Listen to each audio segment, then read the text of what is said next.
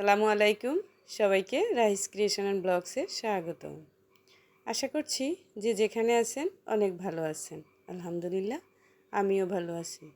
আপনারা অনেকেই দেখে এটা কিন্তু চিনতে পারছেন আপনাদের সাথে আজকে আমি কোন রেসিপিটি শেয়ার করব।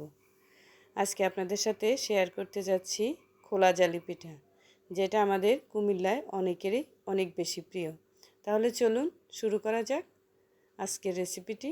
প্রথমেই দেখতে পাচ্ছেন আমি এখানে নিয়ে নিচ্ছি 2 কাপ শুকনো চালের গুঁড়ো।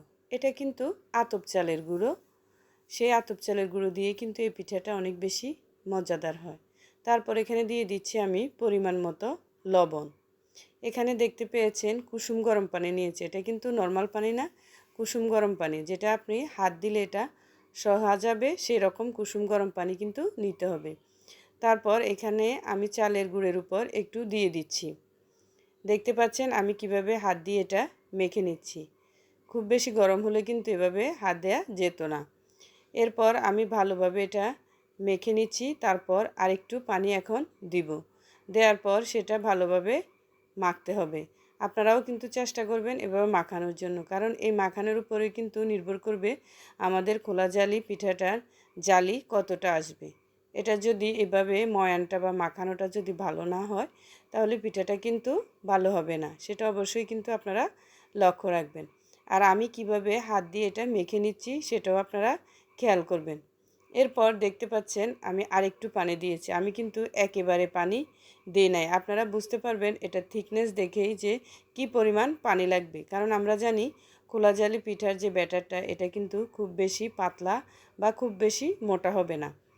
এখন দেখতে পাচ্ছেন আমি কিভাবে এটাকে আরও ভালোভাবে মেখে নিচ্ছি।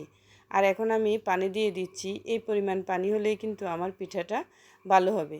এখন আপনাদের এর ঘনত্বটা দেখিয়ে দিচ্ছি। দেখতে পাচ্ছেন এটা কিন্তু আঙ্গুলে তেমন কোনো লেগে থাকছে না। আর এই রকমই কিন্তু আমাদের যে খোলা জালি যে ব্যাটারটা সেটা হবে। এখন আমি এখানে একটি ডিম ভেঙে নিচ্ছি। আপনারা চাইলে এখানে 2টো ডিমও দিতে পারেন, তবে হাঁসের ডিম দিয়ে এটা ভালো হয়। এখন আমার বাসায় অনেকে হাঁসের ডিম খেতে চায় না বিধায় আমি কিন্তু মুরগির ডিম দিয়েছি। আর এখানে আমার ব্যাটারের পরিমাণ কম, সেজন্য আমি একটা মুরগির ডিম দিয়েছি। আর যদি আপনাদের ব্যাটারের পরিমাণ বেশি হয় তাহলে কিন্তু 2টো দিবেন। আর এখানেও 2টো দেওয়া যাবে, তবে সেটা সফট হয়ে যাবে। আমার বাসায় কিন্তু ওরা একটু ক্রিস্পি খেতে পছন্দ করে।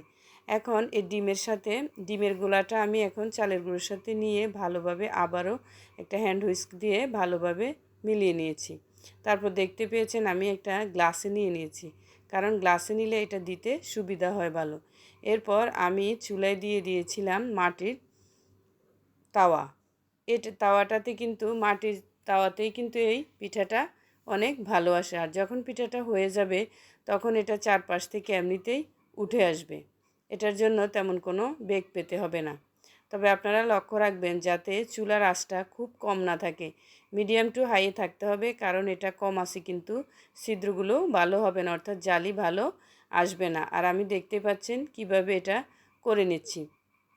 যদি আপনার আটাটা ভালো হয় তাহলে এটা কিন্তু খুব সহজেই হয়ে যাবে।